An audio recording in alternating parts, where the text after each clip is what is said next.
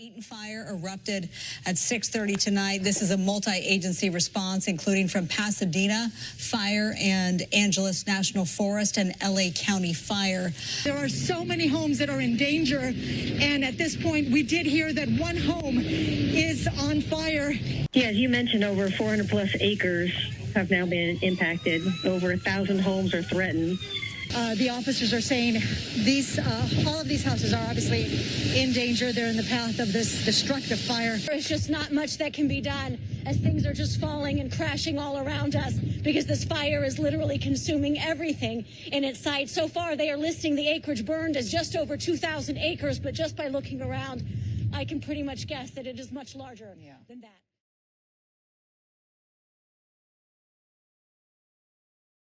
Nestled in the foothills of the San Gabriel Mountains, Altadena has always been a place apart.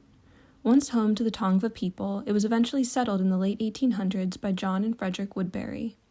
Unlike neighboring Pasadena, Altadena remained unincorporated, allowing it to develop a unique identity.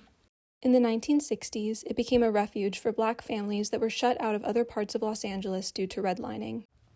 Over the years, Altadena grew into a desirable place to live, rich in both history and culture and boasting scenic views.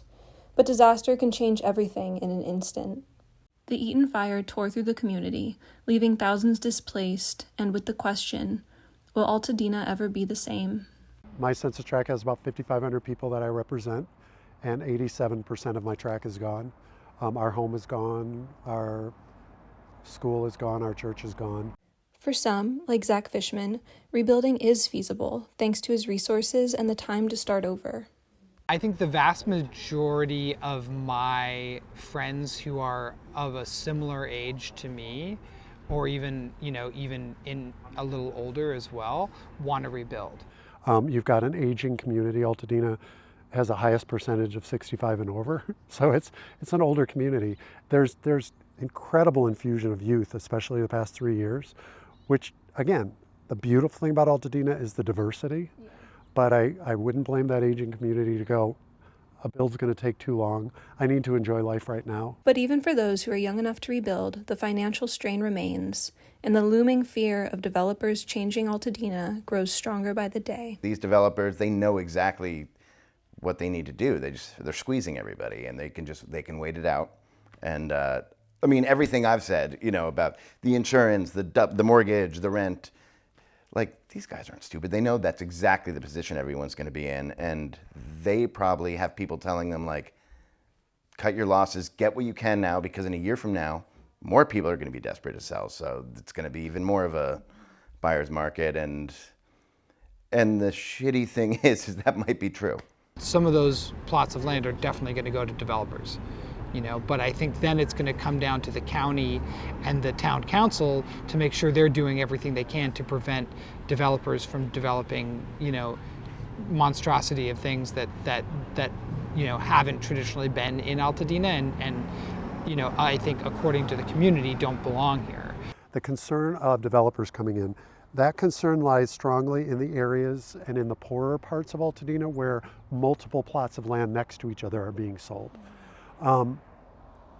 I don't know that I have the power to stop that, but what I do have the power to do is tap into the community and have them find their neighbors.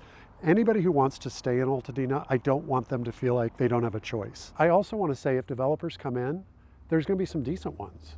And if a developer comes in and increases in some of our areas that can afford to have more high density because we have a housing crisis, I don't want that, but if they're going to create it and if they're going to partner with us in a way that embraces the look of the neighborhood, and if they're not going to infringe on people's views and they're going to work it out, that's a pretty great thing, because I'm also dealing with a huge percentage of renters in Altadena that are afraid they'll never be able to come back to the town they love.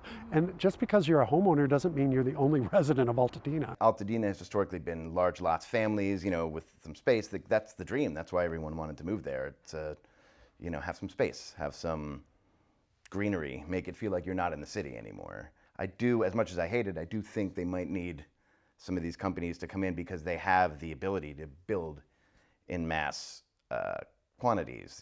They can get all the materials, they can build maybe a row of houses with all slightly different designs. I don't know. I think there's a lot of things coming along to calm people about the rebuild, but I, again, would not encourage them to, I would encourage them to continue screaming out their concerns, because it's that screaming out and that amplifying that's going to make sure that we build back the right way.